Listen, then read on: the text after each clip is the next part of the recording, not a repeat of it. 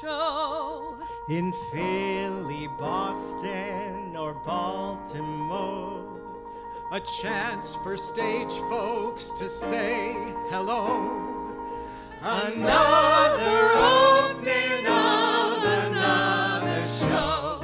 Another chance that you probably want. Will make your future forget your past. Another pain where the ulcers grow. Another opening of another show. 4 weeks you rehearse and rehearse. 3 weeks and it couldn't be worse. 1 week, will it ever be right? And out of the hat, it's the big first night. The overture is about to start. You cross your fingers and hold your heart. It's curtain time and away we go.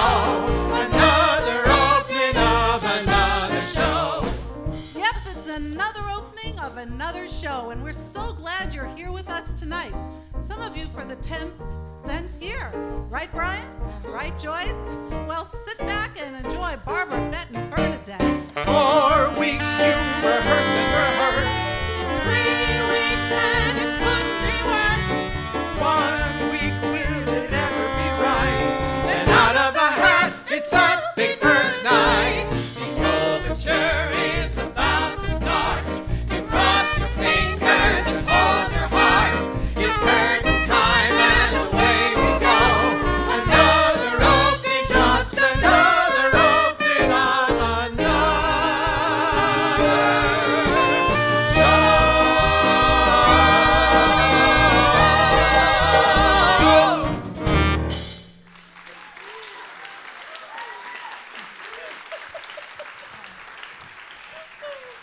And now, ladies and gentlemen, the award-winning arts and entertainment critic who has covered the arts from Boston to Broadway and beyond, and a 3-time cancer survivor herself. Nice round of applause, please, for Miss Joyce Colhaywick.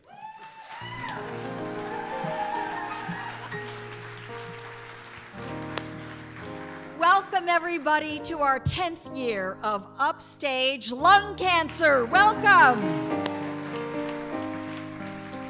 We're actually thrilled to be on this very beautiful stage here at the Mosesian Center for the Arts, and this is also the home of the New Rep Theater in Boston, fabulous repertory company. I'm also very thrilled to support Upstage Lung Cancer because it combines 2 issues very close to my heart: the arts and cancer. Now, you wouldn't imagine that those things necessarily go together, but in my life, they've walked hand in hand. And this is the only cancer organization that really uses music and the performing arts to help raise awareness and raise funds for research to fight cancer, specifically lung cancer, and that's why we're all here. Over the years, our cast has performed so much beautiful music. I mean, it is the centennial of Leonard Bernstein this year, so we've done Bernstein programs. We did Alan J. Lerner, Nat King Cole, Rosemary Clooney, Dean Martin, Frank Sinatra, and many of those performers actually died of lung cancer. We've gone a long way to raising awareness and to raising funds for research to help fight this disease. With your help thus far, Upstage Lung Cancer has accomplished extraordinary things. Here's just a little bit of what we're talking about. So far, we have surpassed the $2 million mark in critical research investment. $2 million. Here's where that money goes. In 2018, Upstage Lung Cancer and Longevity Foundation supported significant early detection research by Dr. Lida Hariri at MGH for her very unique use of special optics to enhance the accuracy of biopsies. We also supported Dr. Sangeeta Bhatia at MIT's Koch Institute for her innovative technique for detecting lung cancer in urine, and Dr. Jeffrey Oxnard at Dana-Farber for his work using liquid biopsies to detect early recurrence of lung cancer. We continue to support research on young people with lung cancer. Yes, young people get lung cancer. We've done this in partnership with the Adario Lung Cancer Foundation. And in 2019, going forward, we're going to support a project headed by Dr. Edwin Yao, who will use CRISPR technology to detect lung cancer early. And if you are a cancer survivor or someone who's dealing with this disease right now, you know that early detection is the key. It is the single biggest prognosticator of how you will do with that disease. So many efforts for so many cancers are taking place on this front. Early detection before the disease is out of the box. That's where we're putting a lot of our effort. So just imagine what it would mean to have an easy, inexpensive way to detect this disease early before it gets a foothold. That's what we're all about.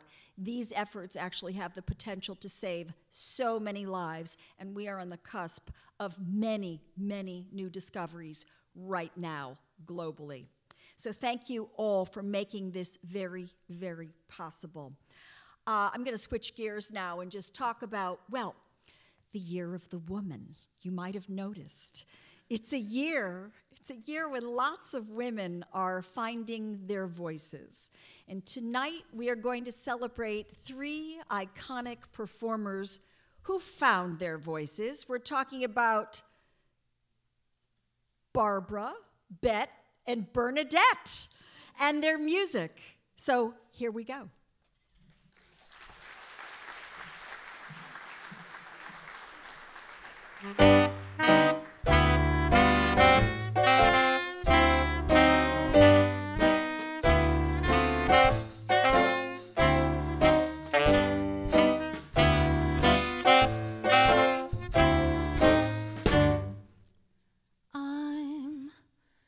Just a Broadway baby, walking off my tired feet, pounding 42nd Street to be in a show. Oh, Broadway baby, learning how to sing and chance to be in a show. Gee, I'd like to be on some marquee, all twinkling lights, a spark to pierce the dark from Battery Park to Washington Heights. Well, someday maybe dreams will be repaid. Heck, I'd even play the maid to be in a show. Say, Mr. Producer, yeah, I'm talking to you, sir. I don't need a lot, only what I've got. What's a tube of grease paint and a follow spot?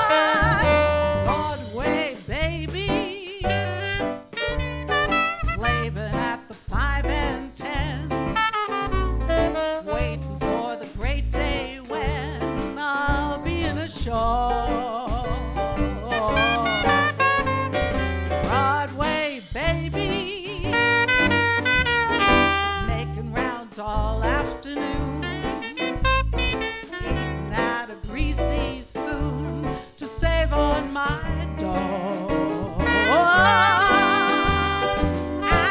My tiny flat, there's just my cat. Oh, the new chair, still I'll stick it till I'm on a bill all over Times Square. Oh, someday maybe, if I stick it long enough, I can get to strut my stuff. Man like a Ziegfeld or a wise man in a great big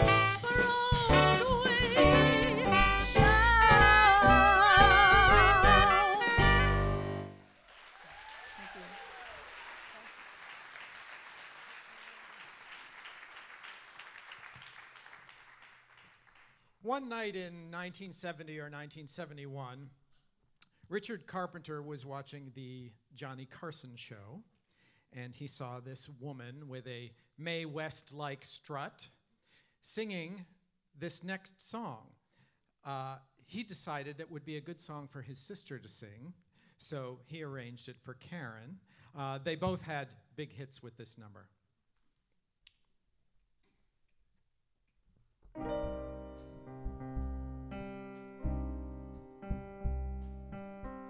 Long ago, and oh so far away, I fell in love with you before the second show. Your guitar, it sounds so sweet and clear, but you're not really here. It's just the radio. Don't you remember you told me you loved me, baby?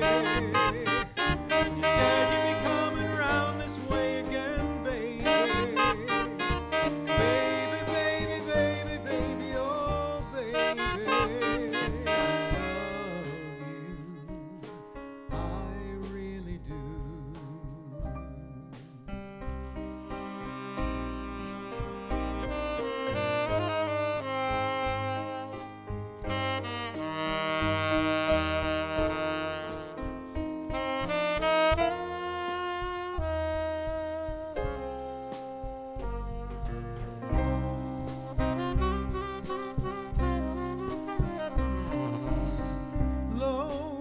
Loneliness is such a sad affair,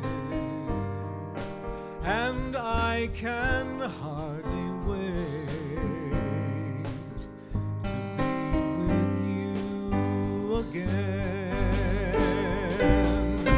What to say to make you come again? Come back to me again and play your sad guitar. Don't you remember you told me you loved me, baby? You said you'd be coming round this way again, baby. Baby, baby, baby, baby, oh baby, I really do. Don't you remember you told me you loved me, baby? You said you'd be coming back this way again, baby. Baby, baby, baby, baby, oh baby, I love you, I really do.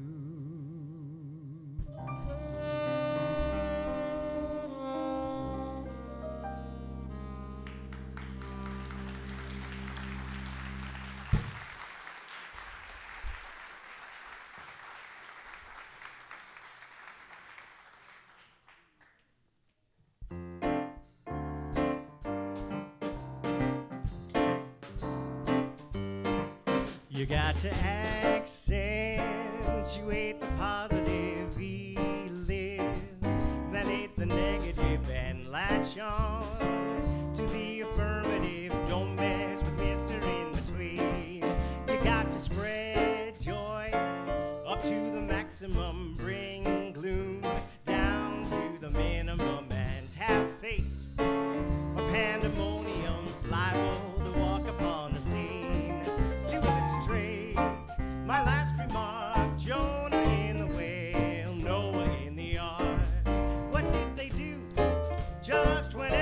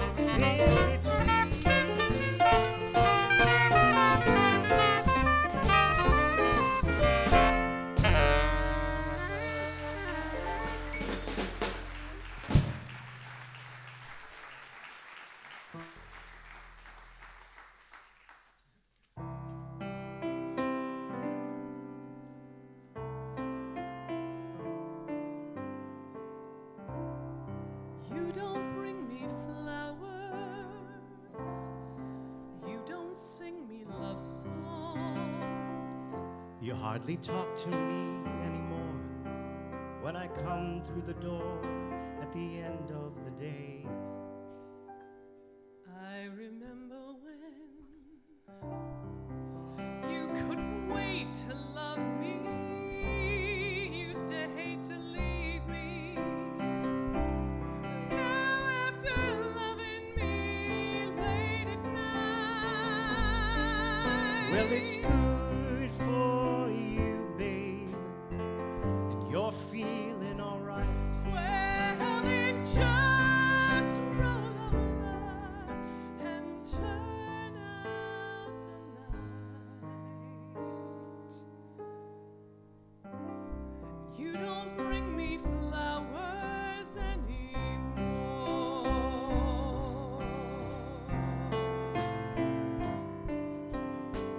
It used to be so natural Used to talk about forever, but used to be's don't count anymore. They just lay on the floor till we sweep them away. Baby, I remember all the things you taught me. I learned how to laugh and I learned how to cry. Well, I learned how to love and I learned how to lie. So you'd think I could learn how to tell I you could learn goodbye. how to tell you goodbye. You don't bring me flowers anymore.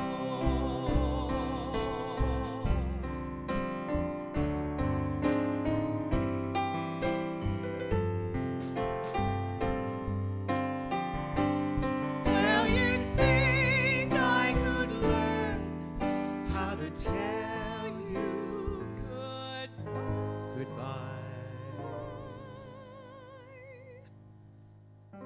You don't say you need me. You don't sing me love songs. You don't bring me flowers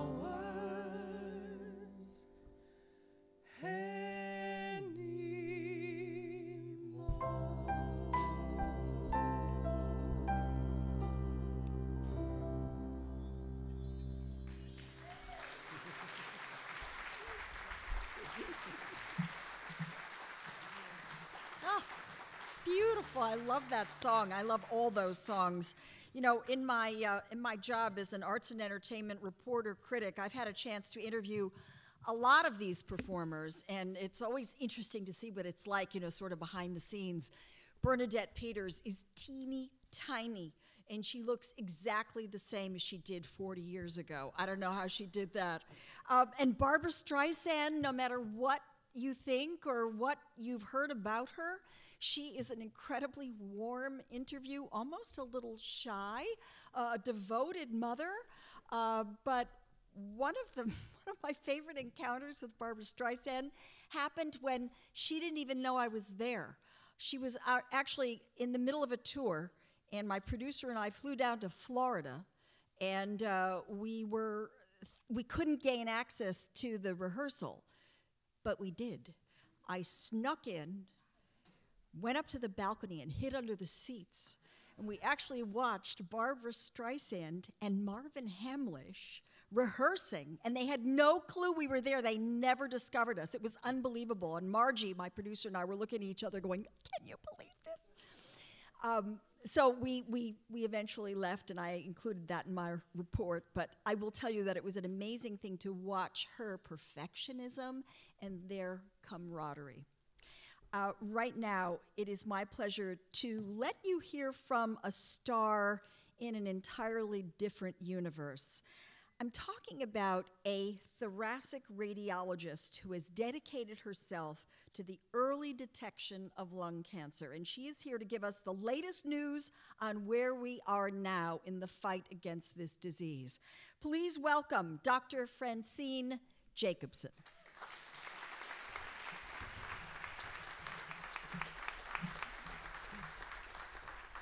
Thank you. It's a pleasure to be with you again tonight and see so many faces who I've come to know and appreciate so well. And it is the Year of the Woman, and it's the most exciting year in lung cancer screening in radiology since 2011 and the news from the National Lung Screening Trial that we could decrease lung cancer death by more than 20% by finding it early using CT scanning. Fast forward through a very slow and meticulous process going on in multiple countries in Europe. Smaller trials, the largest of which is only 15,000 patients compared to, we had 54,000 in the National Lung Screening Trial. It just concluded after 10 years of study. The Nelson trial, as it's known in the Netherlands, they studied their population. They allowed people who have little exposure to tobacco smoke, younger. They also did things that were more advanced and sophisticated for how the measurements were made on CT, leading a way to organize a deeper understanding of who should be screened, how often, and how we can deal with the findings to better determine whether it's a lung cancer that is growing and needs to come out. Why am I so excited? Because I have the honor of telling you that when we said that NLST set the floor, not the ceiling, we were right. And Nelson has come through with 26% decrease in lung cancer death in men. And hold your seats. More than twice that benefit in women. So it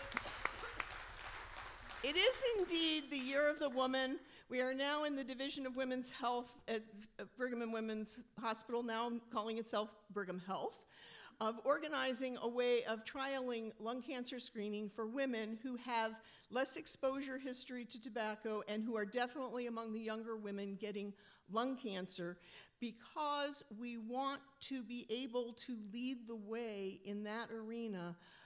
It will be an exciting year, and I don't know quite yet where it's going to lead us, but it is an opportunity and our magic red carpet going forward.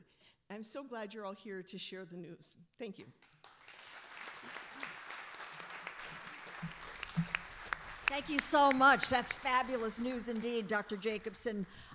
You've taught us so much about this over the past 10 years. Thank you, thank you, thank you for being with us on this journey.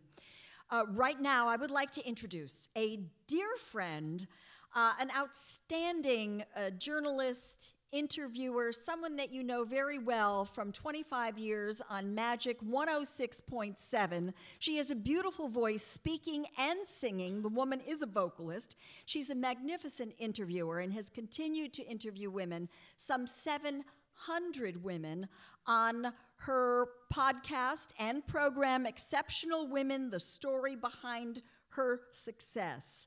I don't know who's behind her success, but she's one of the most successful and loveliest people I know. Please welcome Candy O'Terry.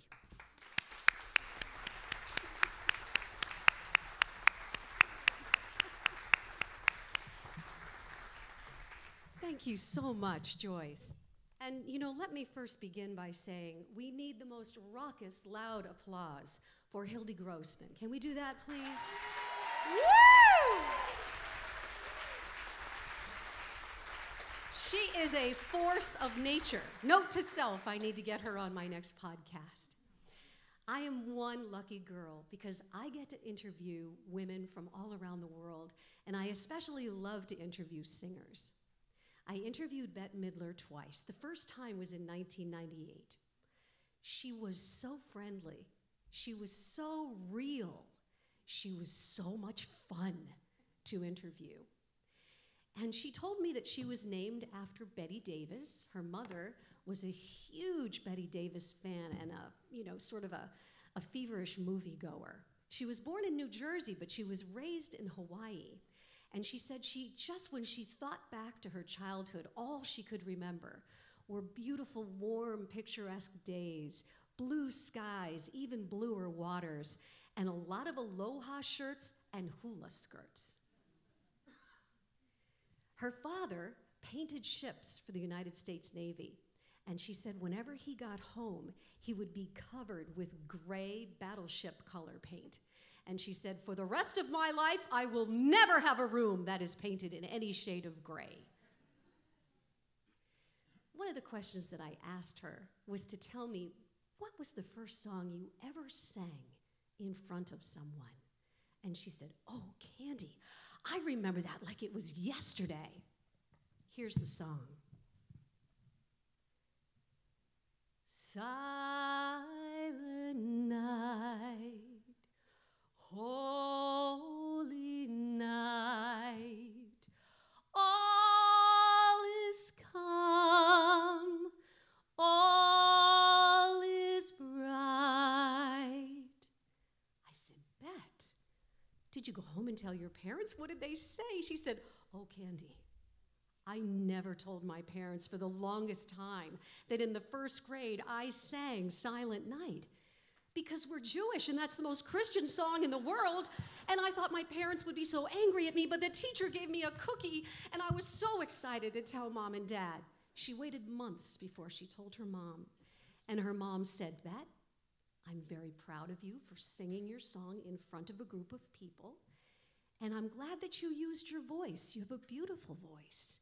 And Bet said that was the one piece of validation that she needed in order to continue to pursue what she hoped would be a career as a singer. I asked Bet, could you give me some advice for people who are just getting started in the entertainment business, whether they're singers or whether they're musicians? What do you say to them? And she said, oh, Candy, that's so easy. Save your money, don't spend it like a drunken sailor. I've played her song hundreds and hundreds of times, so many of them, from Wind Beneath My Wings to The Rose to From a Distance, which was a song that we played a lot on Magic 106.7. And Bet told me that wherever she went, particularly in the United States, people would tell her how much that song meant to them. It was released during the Persian Gulf War, and it really became a song that was part of the consciousness of Americans. From a distance, you look like my friend, even though we are at war. From a distance, I cannot comprehend what all this fighting is for. And God is watching us. God is watching us. God is watching us from a distance. That would go on to win 2 Grammy Awards for that song, Record of the Year and Best Pop Vocal. So my next question of Bet, and I think this was maybe the next interview, probably around 2006, 2008, was Bet, tell me, when you hear one of your songs on the radio, what do? Do you turn it up? And she said, oh, Candy, I cannot be objective about my own singing. I could not care less how that sounds when it's coming out of the radio. All I can think about, can you hear her saying this? All I can think about is the rug on the floor in the recording studio. I think about the microphone, did it sound good? I see the music stand in front of me. I hear the band behind me, and I remember what we ordered out for lunch. At the very end of my interview, I asked her one of my favorite questions, which goes like this. Can you pass along one piece of wisdom? And she said, oh, I sure can. Don't ever let anybody take your dream away. Don't let anyone silence your voice. When I was growing up, and when I became a young woman, this life was not what my parents wanted for me. They wanted me to have an office job. They didn't want me to take a chance. And let me promise you something, she said. If I'd done that, I would not be the divine Miss M. I would be a complete flop. Ladies and gentlemen, thank you so much for having me.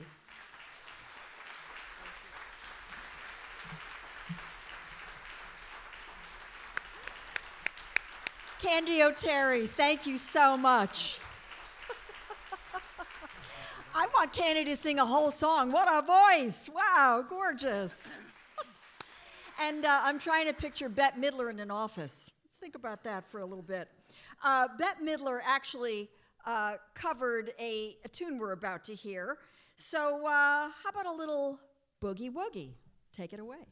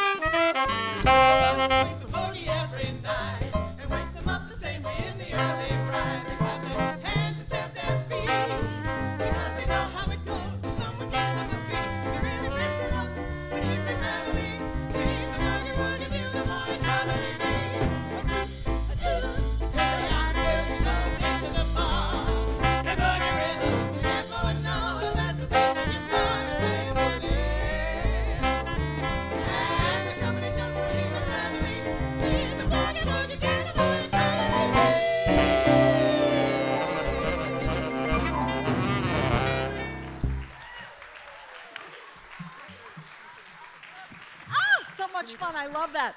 That actually covered the Andrews Sisters' World War II rendition of that tune, and she was nominated for a Grammy for it. Barbara, Bette, and Bernadette, not done yet.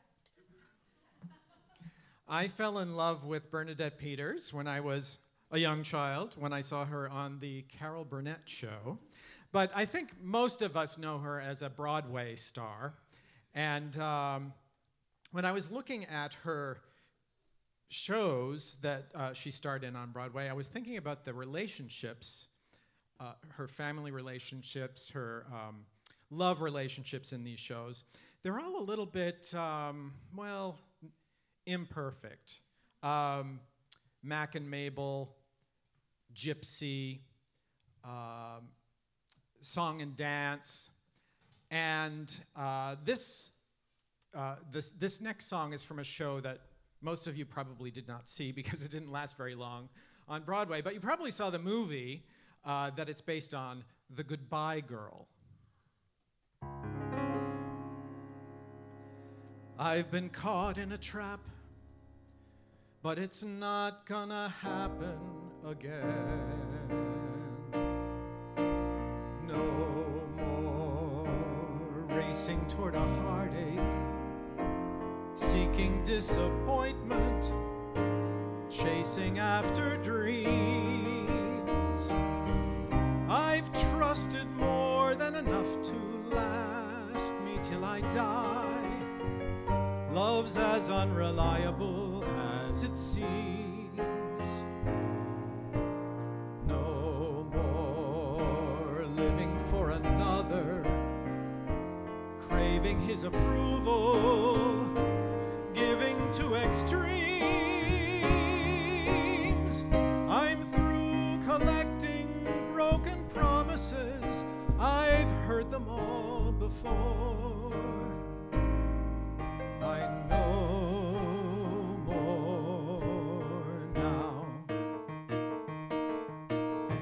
In my experience with men, I've spent a lifetime proving. You know a man is lying when you see his lips start moving. Until this instant, I was always more than willing to believe. Most men have backbones like a strand of overcooked linguine. Just say commitment and they instantly become Houdini. When I think back upon the men I've loved, I'm thoroughly appalled. I'm gonna build a wall around my heart, a towering fortress made of solid rock, electric fences all around my heart. The next guy who hits on me is in for a shock from this time, and henceforth I'll never think with my heart again. I know to let go now, and so I solemnly promise no more seeking disappointment, chasing after dreams. I've trusted more than enough to last me till I die. Love's as unreliable as it seems. No more living for a lover, craving his approval, giving to extremes. They say that history repeats itself. I bid my past goodbye.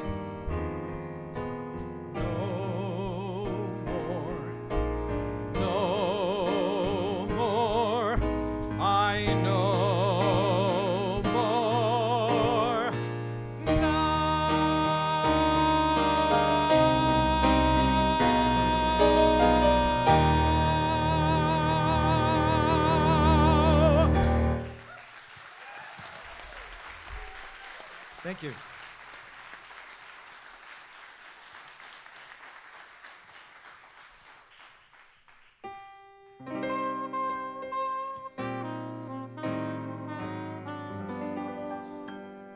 Trousers dragging, slowly dragging through the street. Yes, I'm walking, but I'm walking without feet. I'm not finding fault at all with what's too big and what's too small. But Sam, you promised me both ends would meet. You made the coat and vest fit the best. You made the lining nice and strong. But Sam, you made the pants too long. You made the peak lapel look so swell. Who am I to say you're wrong? But Sam, you made the pants too long. They got a belt and they got suspenders. So what can they lose? But what good are belts and what good suspenders when the pants are hanging over the shoes? I feel a winter breeze up and down my knees. The belt is where the tie belongs. 'Cause Sam, you made the pants too long.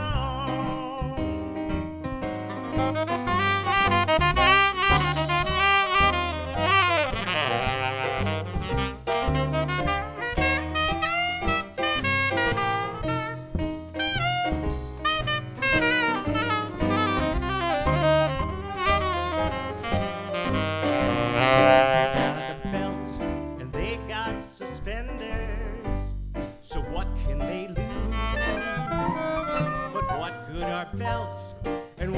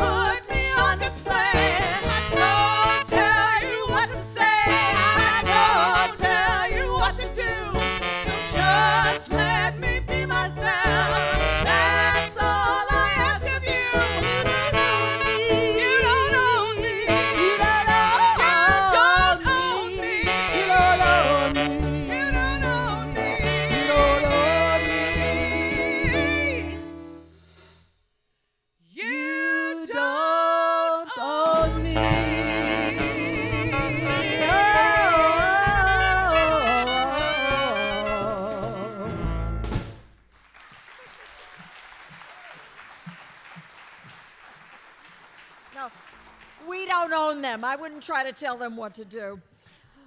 One of the most famous and beloved roles in Broadway musical theater history is the title character in the 1964 smash hit musical, Hello, Dolly. Jerry Herman, a Jewish composer and lyricist, shaped that musical like a vaudeville show. Herman grew up in and around the Borscht Belt, and he knew from shtick. And even though I'm a shiksa, I know shtick when I see it. Mrs. Dolly Levi is a meddlesome matchmaking widow. And while not designated as Jewish per se, there is no mistaking the Jewish identity behind Dolly's character. She loves life. She has a witty comeback for everything. She's determined to get the most out of life. And all three, Barbara, Bette, and Bernadette, played Dolly Levi, putting their own particular spin on the part. Right now, here's the spin we're going to put on it. Hang on.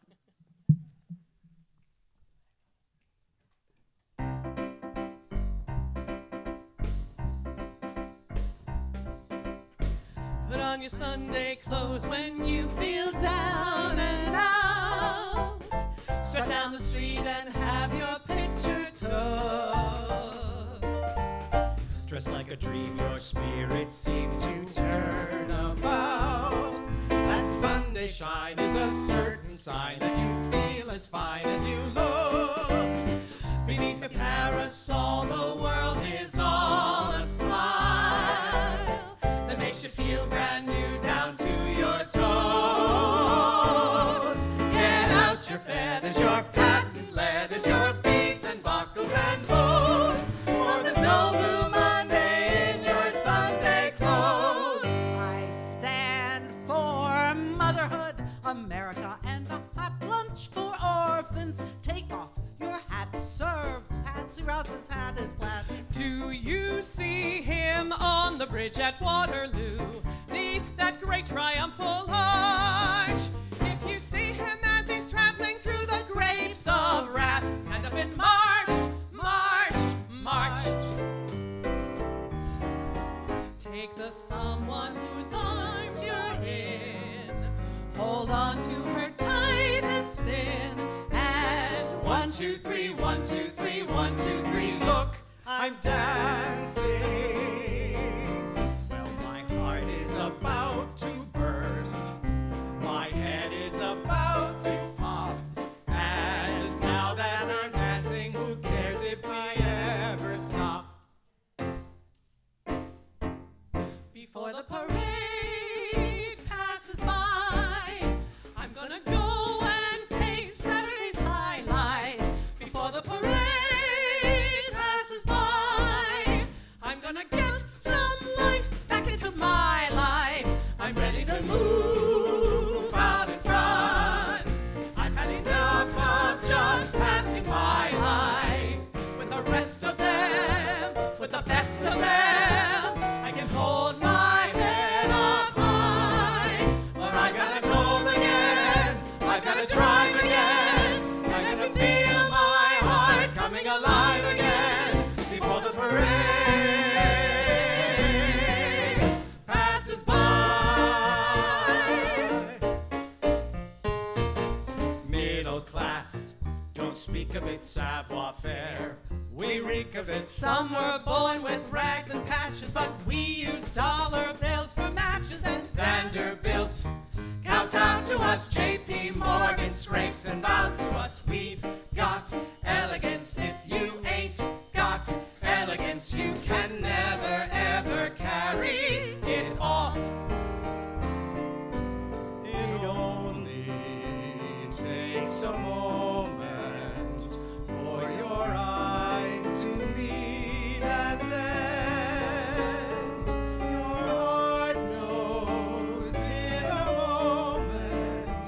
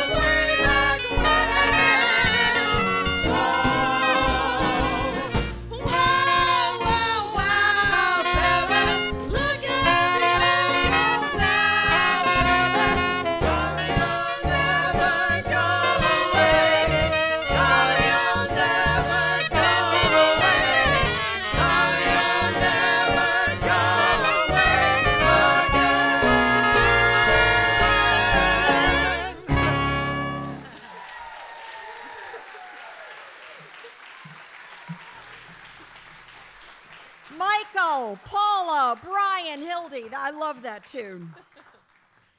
One of the most rewarding moments of the evening is when we present Upstage Lung Cancer's Fan Award.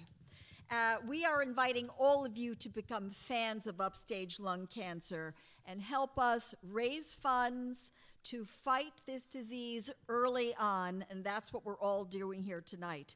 So we have created this very elegant award. Thank you very much, Jasper. It is beautiful, shaped like a fan. It's etched in crystal. And we present this every single year to someone who has played a significant leadership role in fighting lung cancer through research, through interventions, or in raising public awareness about and also destigmatizing this disease. It is my great pleasure to announce this year's Fan Award, which goes to an inspirational woman who has been an activist, an advocate, an educator, a change agent, someone who is a lung cancer survivor, a founder and chair of the Addario Lung Cancer Foundation. I'm talking about Bonnie J. Addario.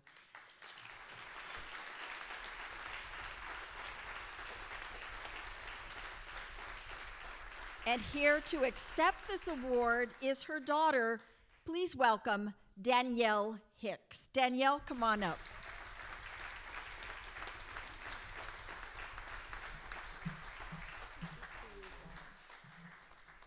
This is, as I was sitting listening to Joyce speak about the recipient of this award, I was getting a little emotional, as I tend to do when I talk about my mom.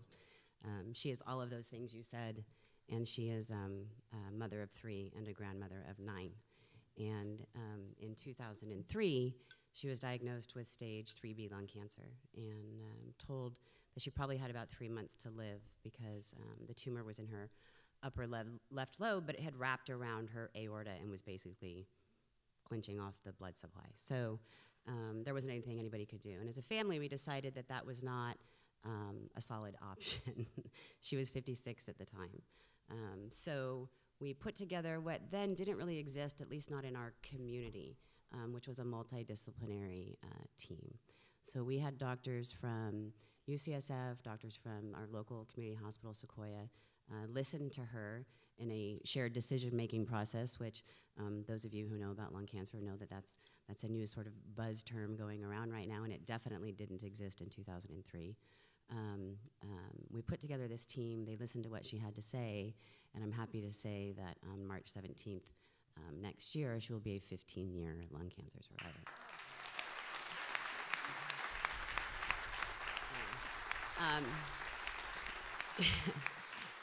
I'm hugging this. I typically, when I say my mom was diagnosed with stage 3B lung cancer, people always start, their first reaction is, I'm so sorry, right? And then when I get to the end, everybody does just that. So it makes me really happy. She decided that if she made it out the other side of this, she was going to do something about it, like Hildy saw the injustice around the lack of funding and general awareness. So she started the foundation in 2006. And since then, we've raised, or she, not single-handedly, I work there too, raised a little over $40 million. Yeah, thank you. Roughly 82% of that goes right back out the door to support our mission of research and patient education and support. So on her behalf, thank you all so very much for being here tonight, for supporting Hildy. I'm having so much fun. This is my first, but not my last, visit to the Upstage lung cancer event. So thank you all very much.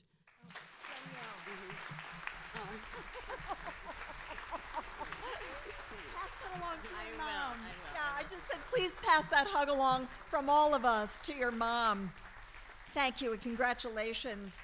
And actually, Danielle has flown in all the way from California for this tonight, and she's headed right back on a red eye to pick up work at the foundation tomorrow. So we are so very grateful to you for sharing this story and for inspiring us. I'll tell you, when you're sick, there are a lot of ways to go, but your mom has been very open about what's happened to her. She's taken the help that she's needed, and now that she's 15 years out, she's passed all that right back out and is doing so much good in the world. She's a great gift to us, and thank you so very, very much.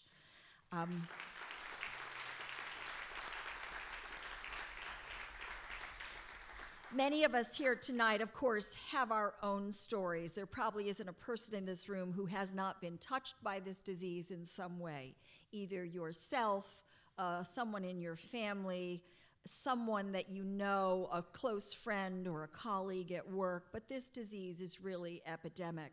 As a 3-time cancer survivor, I know how important this is to share this message. And the thing that I found so uplifting when I was sick was to know that other people who had the disease got well, that there was hope, that we were not alone, that we really are all in this thing together, and that what we need more than anything else in order to heal is hope, innovation, and most important of all, in every way, all the time, for everything we do, love.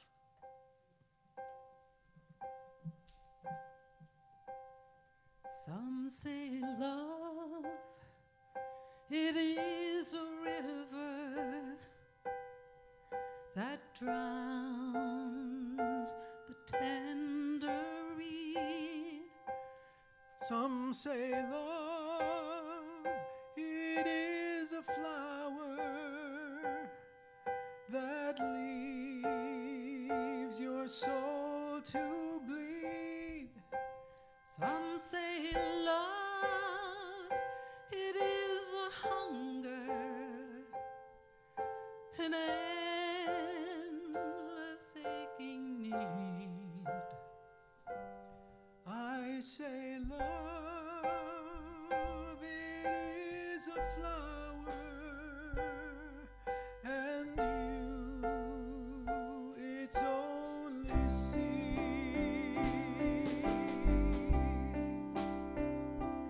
It's a heart afraid of breaking that never learns to dance. It's a dream afraid of waking that never takes a chance. It's the one who won't be taken, who cannot seem to give, and the soul afraid of dying, it never learns to live. When the night has been too lonely and the road has been too long, and you think that love is only for the lucky and the strong, just remember in the winter, far beneath the winter snow, lies a seed that with the sun's love in the spring becomes the rose.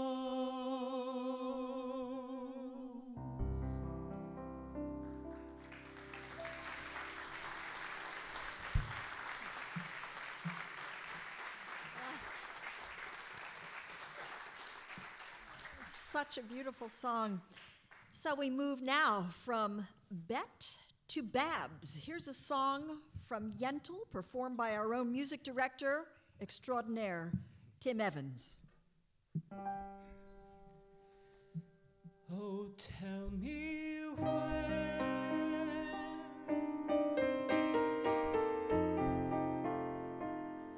that I can dare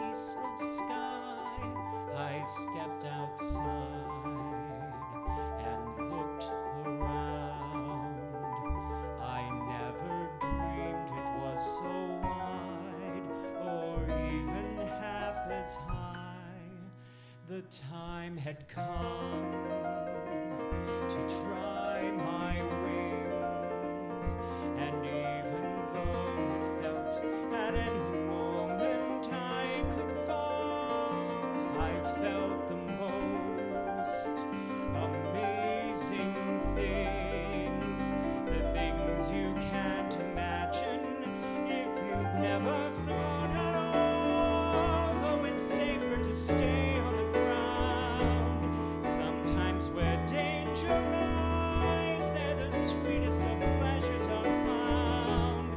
No matter where I go, there'll be memories that tug at my sleeve, but there will also be more to question, yet more to believe. Oh, tell me where is it written what it is I'm meant to be, that I can dare to have the chance to pick the fruit of any tree. The more I live, the more I learn. The more I learn, the more I realize, the less I know. Each step I take, each page I turn, each mile I travel only means the more I have to go. What's wrong with wanting more? If you can fly, then soar. With all there is, why settle for just a piece of sky?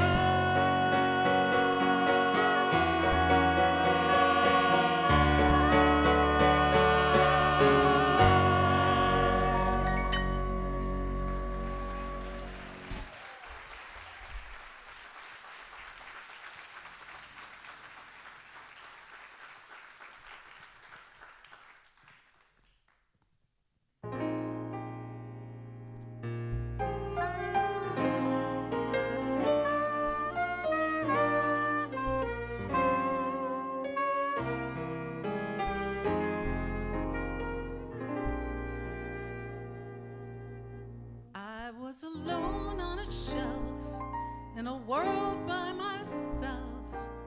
Where could my Prince Charming be? But a man came along, made my life like a song, and taught me these words of ecstasy. Tenderly, I want some hugging and some squeezing and some mugging and some teasing and some stuff like that there. I want some hissing and some mooning and some happy honeymooning and some stuff like that there.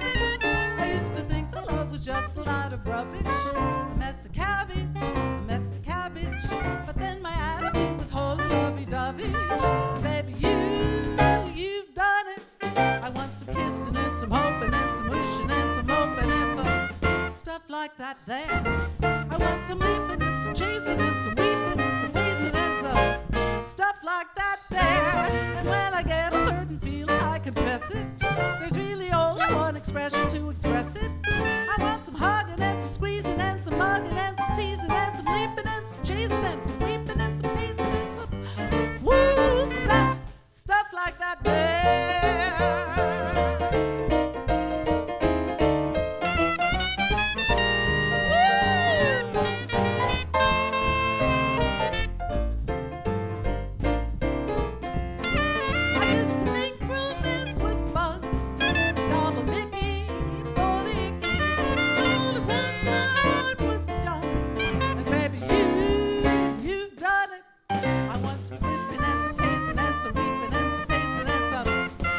Like that there. I want some hugging and some kissing and some mugging and some missing and some stuff like that there. And when I get a certain feeling, I confess it. There's really only one expression to express it. I want some hugging, squeezing, mugging, and teasing and some stuff. I want some stuff like that there.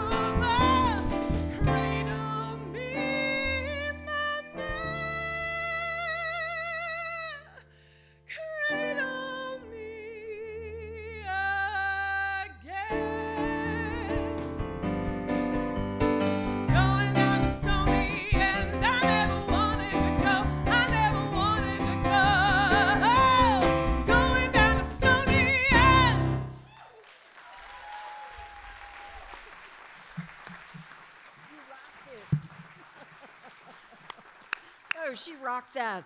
Okay, we're not quite at the stony end yet. We want to give a great big thank you to our Upstage Lung Cancer's all volunteer, hardworking, big-hearted board members, to all of our incredible sponsors, to so many of our dedicated volunteers from our local community, Northeastern University, and finally, special thanks to all the folks here at the Mosesian Center for the Arts for their great kindness and for their collaboration in helping us put on a show. So let's give them a great big round of applause.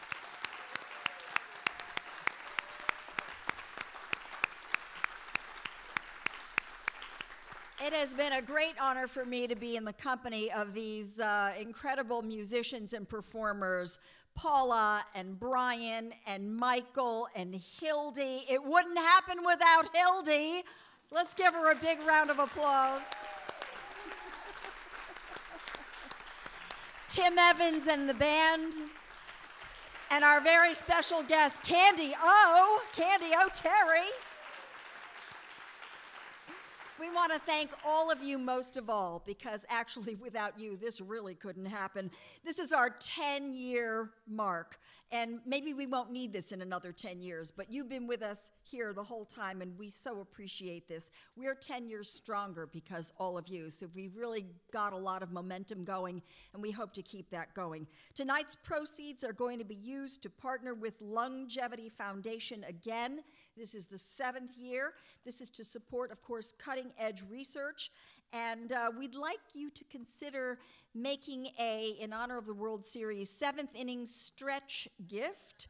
This evening, you can make your entirely tax-deductible donation using the envelope in your program book. All you have to do is fill it out, no donation too small or too large. You can place the envelope in the Upstage Lung Cancer donation basket in the lobby. You can also hand it to one of our ushers. After the show, you're still going to have 15 minutes to bid on our silent auction items. You can also purchase a few more of those 50-50 tickets, and then by all means, please join us at the reception. We will all be there. But first, and most important of all, remember that we are all in this together.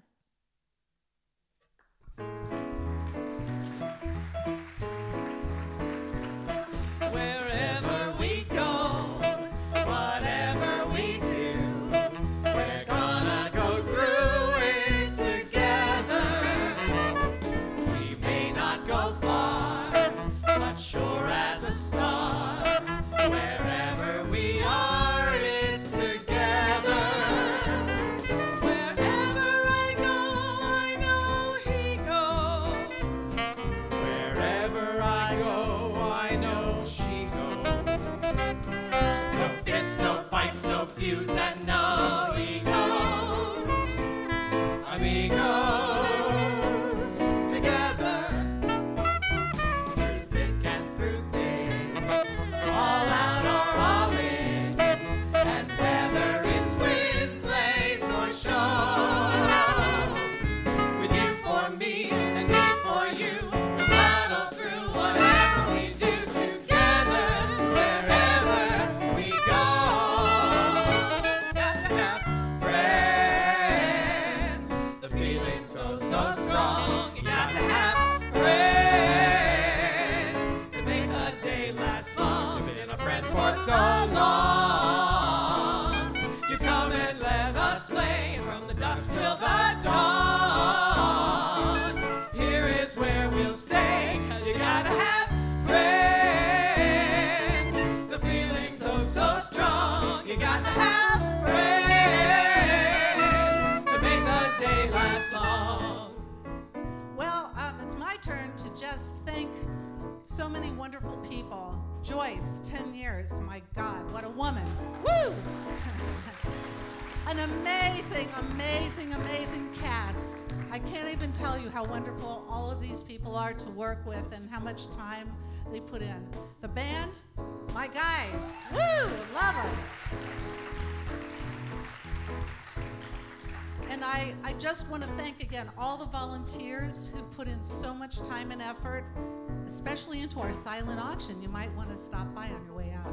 There are great items you could take home. And the Sox are winning 2-1. Yeah.